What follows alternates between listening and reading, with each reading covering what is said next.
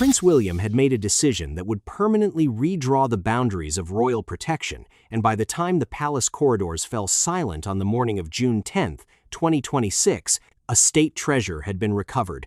A private citizen had lost every layer of immunity she had been quietly given, and Queen Elizabeth's final wishes had finally been honored. What had begun as a missing brooch had become something the institution could no longer absorb behind closed doors. But who had tried to make it disappear, and how far had they been willing to go? Before we uncover what really happened inside those palace walls, make sure you are subscribed, because the details the headlines never told you are exactly where this story begins. But that decision only makes sense once we return to the morning it was enforced and to the silence that followed it. Nobody announced it was coming. There was no press briefing the evening before. No statement prepared in advance. No carefully worded release sitting in a palace communications folder waiting to be sent. When the court-authorized task force arrived at a private residential address on the morning of June 10, 2026, they came without warning, and they came with the full legal authority of the High Court behind them. The operation itself was not loud. It did not need to be. By the time enforcement officers reached the door, every document required to authorize the seizure had already been signed, reviewed, and finalized. The evidentiary record had been compiled weeks earlier. The legal standing of the asset in question had been established beyond any serious challenge. What happened that morning was not an investigation. The investigation was already over. What happened was a recovery, swift, precise, and completely final. The asset they were there to recover was a brooch. Not simply any brooch, a piece of state history that had been commissioned specifically to honor 65 years of a reign, crafted from rare beluga sapphires, sourced from Baffin Island, and set alongside diamonds into something that was never intended to exist as personal property.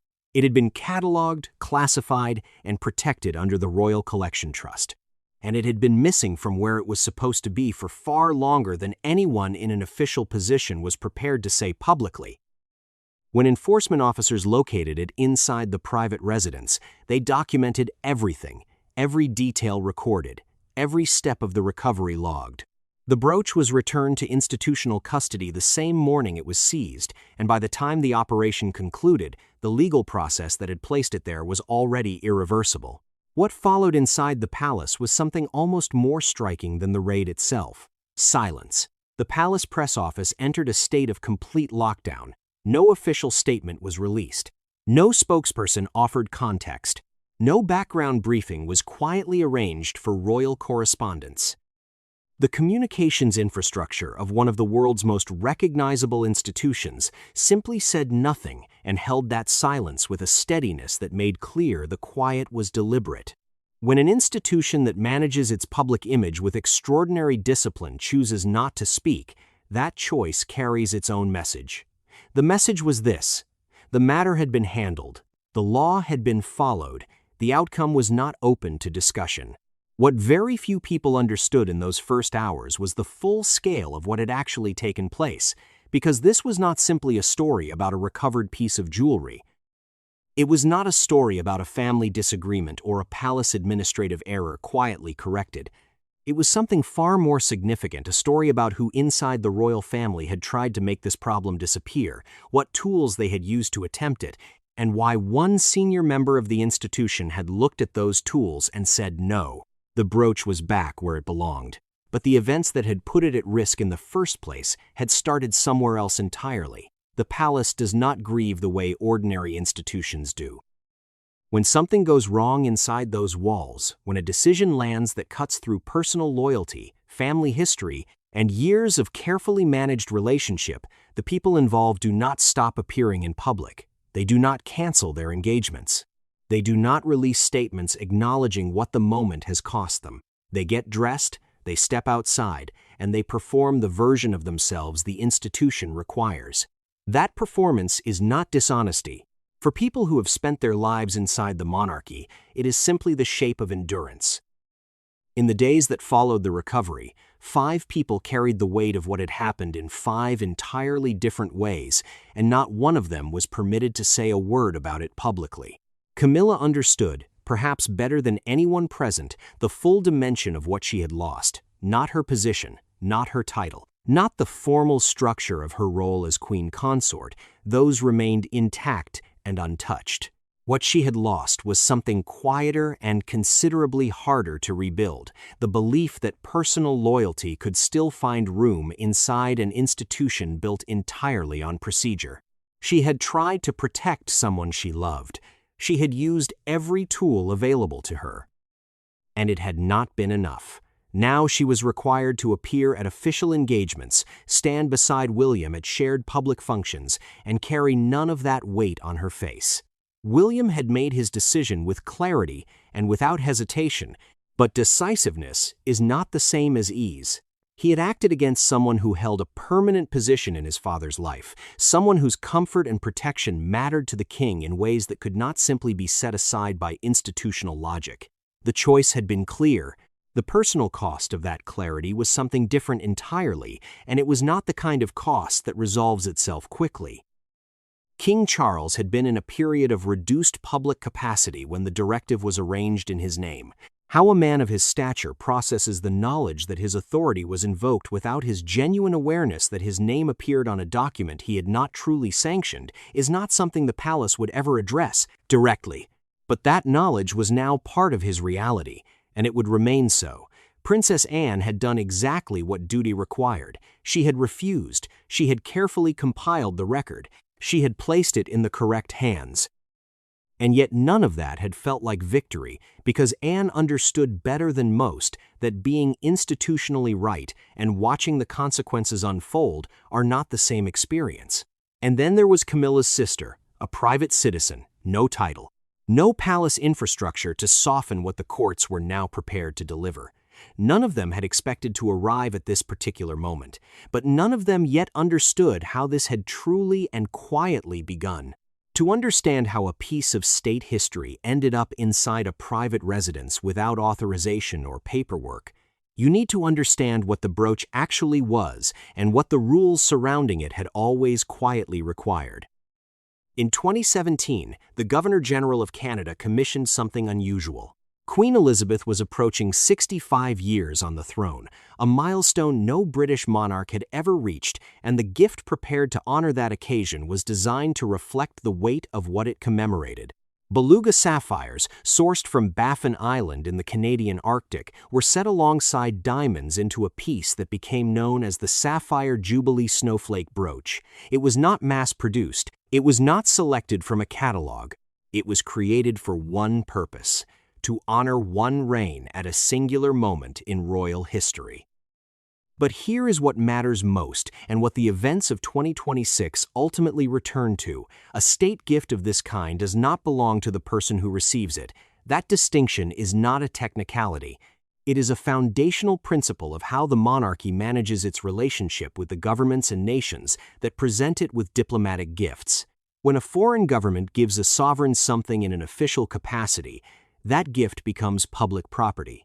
It enters the Royal Collection Trust. It is catalogued, protected, and preserved not for the private use of the individual who received it, but for the institution they represent.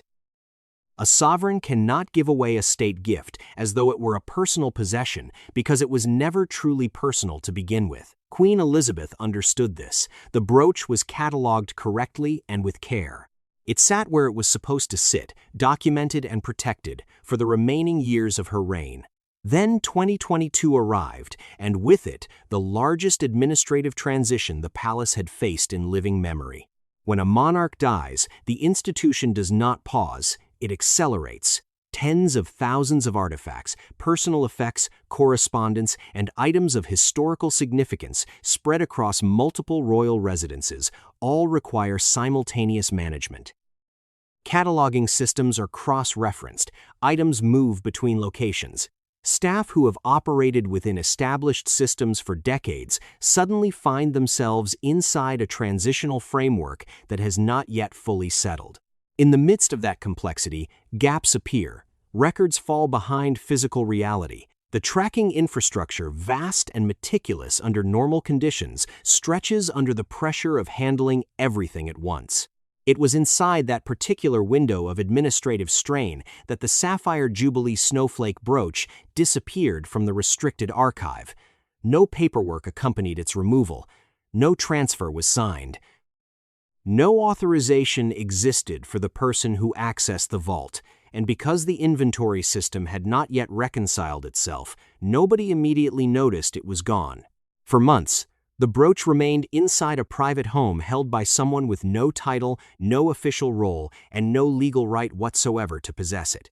But what the independent audit eventually uncovered changed everything. When the independent audit returned its findings, the conclusion was not ambiguous. The brooch had been removed from a restricted archive without authorization. No signed transfer existed. No formal request had been submitted through any official channel. No member of the Royal Collection Trust Administration had approved or even been consulted about the removal. Under British civil law, the situation was straightforward in a way that left very little room for interpretation. A piece of public property had been taken from a protected institutional location and held inside a private residence by someone with no legal standing to possess it whatsoever. Camilla understood immediately what those findings meant for her sister. This was not going to be managed as a quiet family matter settled behind palace walls with a firm conversation and a discreet return of the item. This was not the kind of situation that palace protocol could absorb and dissolve without consequence. What the audit had produced was a formal evidentiary record, the kind that does not stay internal once the relevant legal bodies become aware of it. Criminal exposure under civil property law, potential high court involvement, a private citizen facing accountability that no amount of family connection could simply redirect away from. Camilla was facing the possibility of watching her sister moved through a legal process with no institutional protection and no royal infrastructure to soften what was coming, and she made a decision. King Charles was in a period of reduced formal capacity at the time. His medical recovery had quietened his schedule and pulled him away from the full weight of official duties. He was resting present within the palace, but not operating at the level of active engagement his role normally demanded. It was inside that particular window that Camilla accessed his private quarters and had documents prepared in his name. The directive was carefully constructed. On paper, it reclassified the brooch entirely, describing it not as a state artifact subject to Royal Collection Trust protection, but as a personal gift given by the sovereign himself to Camilla's sister. If the directive held, the legal situation transformed completely. What had been an unauthorized removal of public property became a legitimate transfer of a personal royal gift. And with that reclassification came something far more significant, the protection of sovereign immunity. An investigation could not proceed, a search warrant could not be issued. The legal process that had been gathering momentum would simply have nowhere left to go. The logic behind the plan was not irrational. Palace protocol had protected sensitive family matters for generations. A document bearing the king's official seal, issued during a period when nobody wished to create additional difficulty around his recovery, carried enormous institutional weight. The assumption, and it was a reasonable one, was that the directive would be accepted without serious challenge. Because who, in the history of this institution, had looked at an order carrying the sovereign's authority and simply refused it? One person was about to answer that question, and she had spent decades making sure she understood every artifact that crossed her desk. The directive arrived on Princess Anne's desk without ceremony. There was no accompanying explanation. No personal note softening what it was asking. No intermediary sent to walk her through the reasoning or prepare her for the weight of what the document contained. It simply arrived carrying the king's seal, reclassifying a state artifact as a personal royal gift, and expecting, as such documents historically had every right to expect, that it would be processed and accepted. Anne read it carefully. Then she set it down. What happened next was not dramatic in the way that palace confrontations are sometimes imagined to be. There was no raised voice, no urgent telephone call placed in anger, no public signal that anything unusual had occurred at all. What happened was quieter than that and considerably more consequential.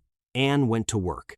As the official guardian of the Royal Collection Trust, Anne had spent decades building an institutional knowledge of the artifacts under her protection that was genuinely unmatched within the royal family. She understood provenance, She understood the legal classifications that distinguished personal property from state property. She understood, with the kind of precision that only comes from years of meticulous attention, exactly what the Sapphire Jubilee snowflake brooch was, what category it had been entered under, what protections that category carried, and what it meant that a directive was now attempting to reclassify it retroactively. She began pulling records. The original provenance documentation from 2017, the gift registry entry filed when the brooch entered institutional custody, the Royal Collection Trust classification records that established its legal status as state property rather than personal possession, the inventory discrepancy report from the independent audit that had identified its absence from the restricted archive, and the access log, the quiet procedural record that showed who had entered the vault and when. What she assembled was not a counter-argument. It was a legal file, complete, documented, and constructed entirely from the institution's own records. There was nothing in it that could be disputed, because every item in it came from systems the palace itself maintained and trusted. The question of where to take it required no deliberation. Charles's authority had already been invoked in the directive itself, his name used, his seal applied, during a period of reduced formal capacity. Taking the file to the king carried complications that Anne recognized immediately.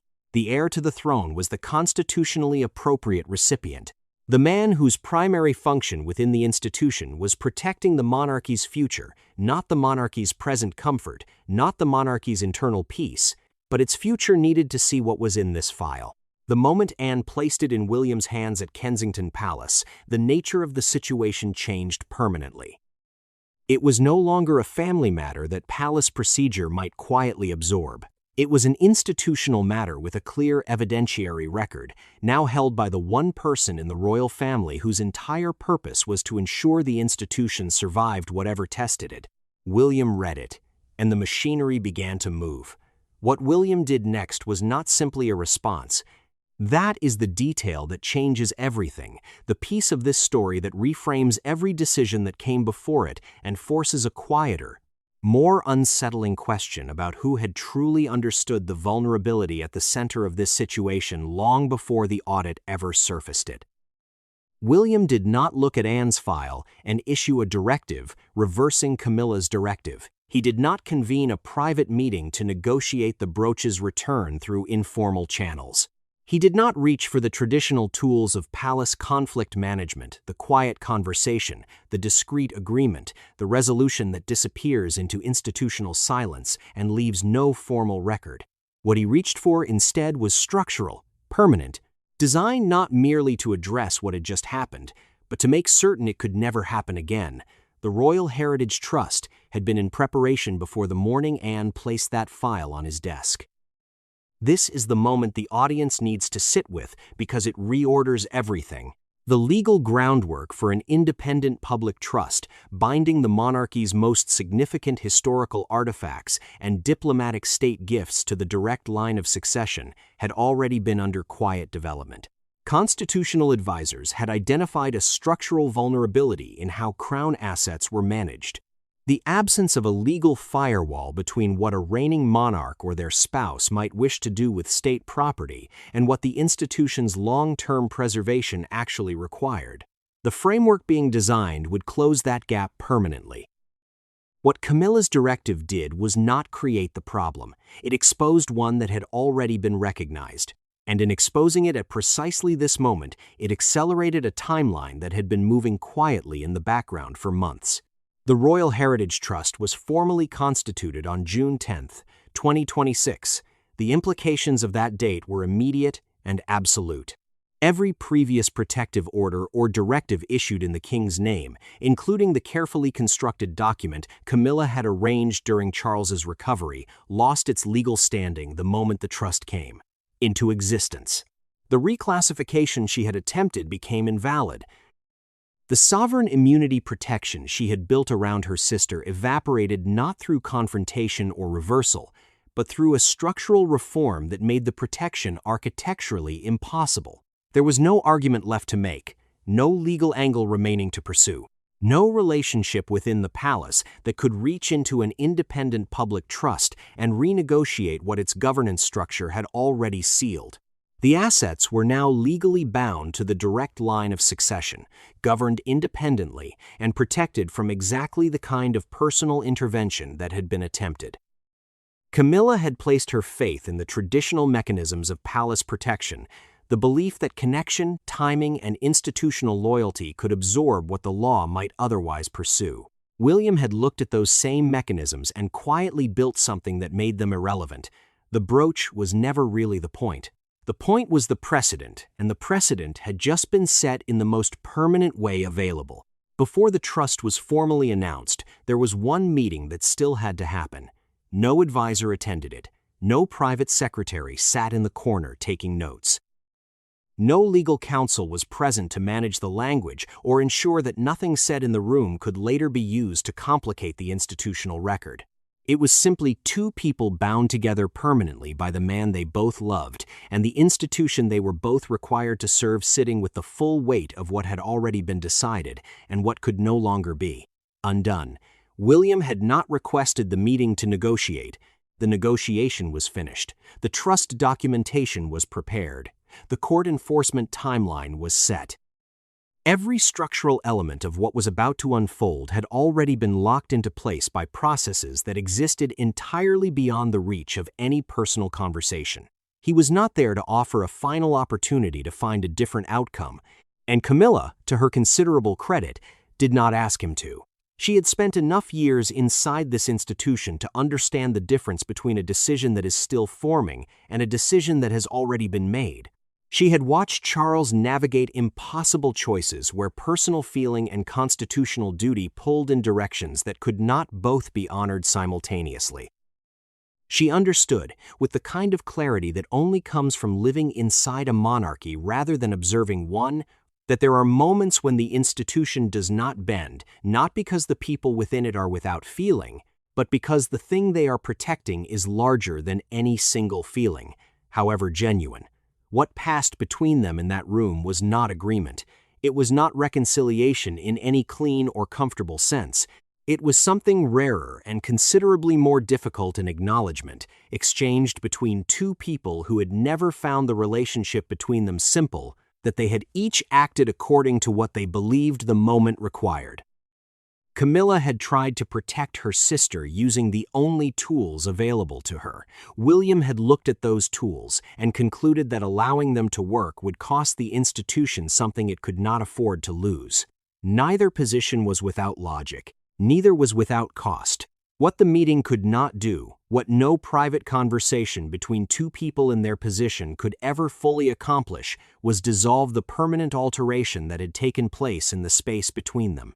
They would continue to appear at the same public engagements. They would continue to represent the same institution. They would continue to occupy the same family structure around Charles, navigating the complex geometry of loyalty, duty, and love that the monarchy had always required of everyone inside it. But something had shifted, not loudly, not in a way that would ever be acknowledged publicly. In the way that things shift between people who have each seen what the other is capable of when the pressure becomes absolute. The meeting ended without ceremony. The morning that followed changed everything publicly. The palace said nothing, and in saying nothing, it said everything. When an institution that manages its public image with the precision and discipline of the British monarchy chooses to release no statement following a high court enforcement operation connected to the royal family, that silence does not go unnoticed. It lands. It is felt by every royal correspondent, every constitutional commentator, every broadcaster who has spent years learning to read the space between what the palace says and what it means.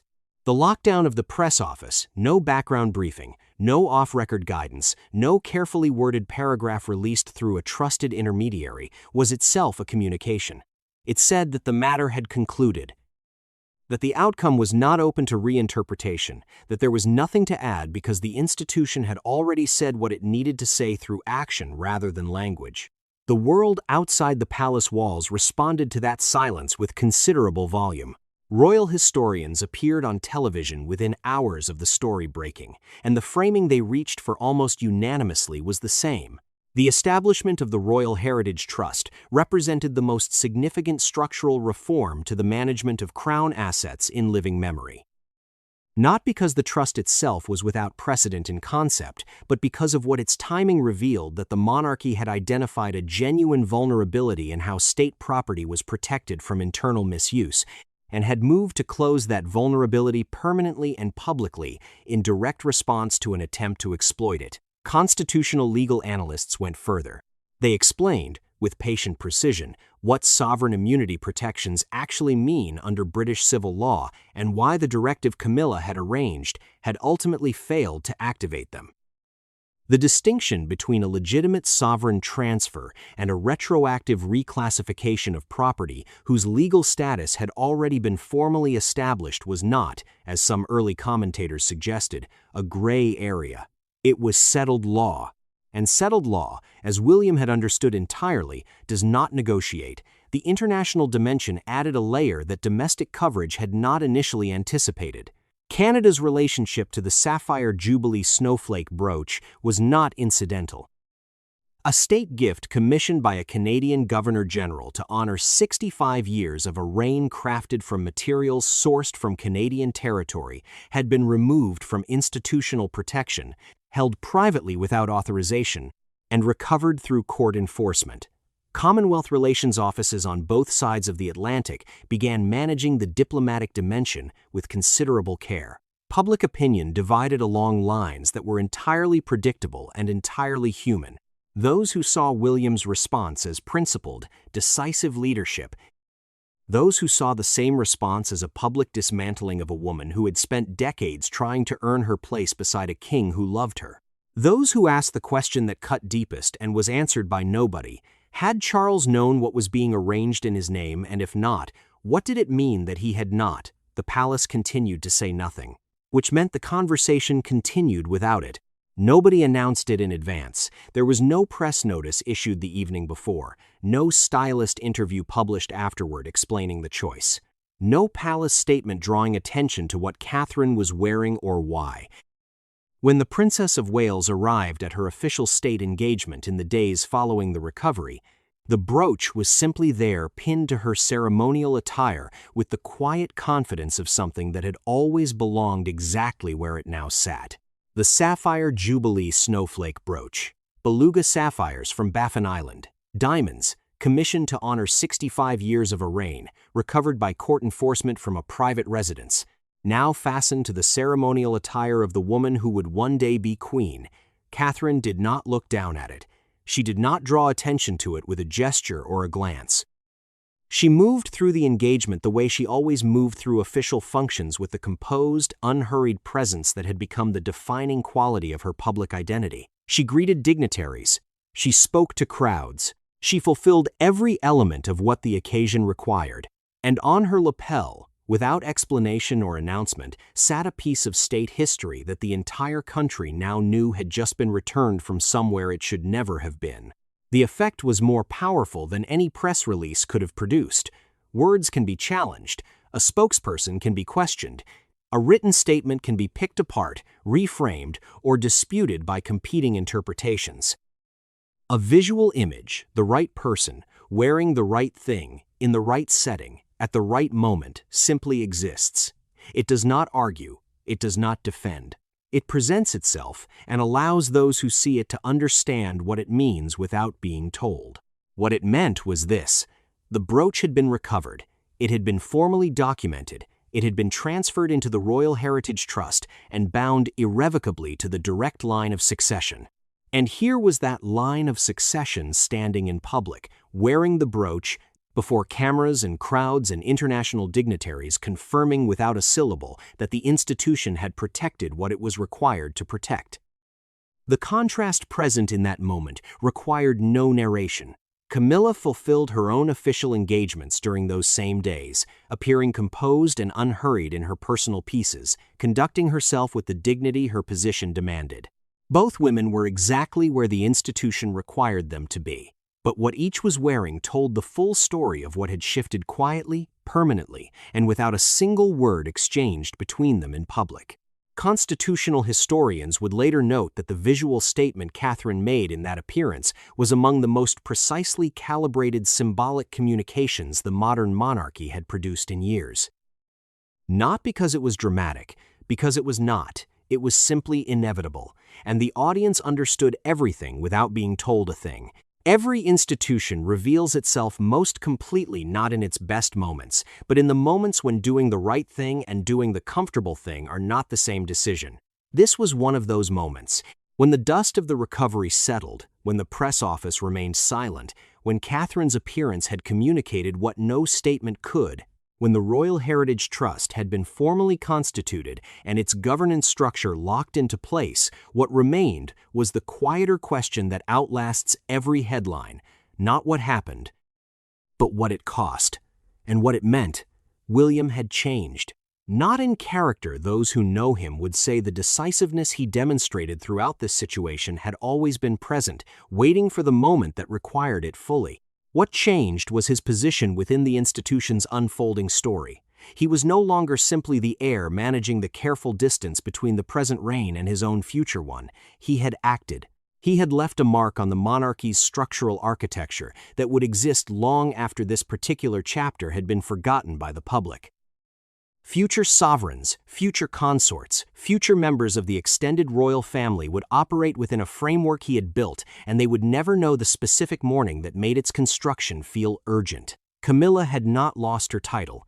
She had not lost her place beside Charles or her position within the formal hierarchy of the institution. What she had lost was the assumption she had carried the one so many people carry when they have spent long enough inside any powerful structure that personal loyalty and institutional power could always be made to move in the same direction if the circumstances were right. She had discovered, in the most concrete terms available, that they cannot. That discovery does not leave a person unchanged. Princess Anne had fulfilled her duty with the precision and quiet resolve that had defined her entire public life. She had refused a document bearing the king's seal. She had compiled the evidence. She had placed it in the correct hands. And she had done all of it without a single public word, which is, in the end, exactly how she would have chosen to do it. King Charles remained the figure at the center of everything, and the subject of the question nobody could answer publicly. A king whose recovery period had been used as the context for a directive issued in his name. Whatever private reckoning that reality produced in him belonged entirely to him. And somewhere beyond the palace walls, the legal process continued its course, patient, procedural, and entirely indifferent to connection or title. The brooch that was commissioned to honor 65 years of a reign had been returned to the institution that reign had built. And in the choosing of that, in the decision to let the law be the law, regardless of who it touched, a different kind of monarchy quietly announced itself, not louder, not grander, simply more certain of what it was.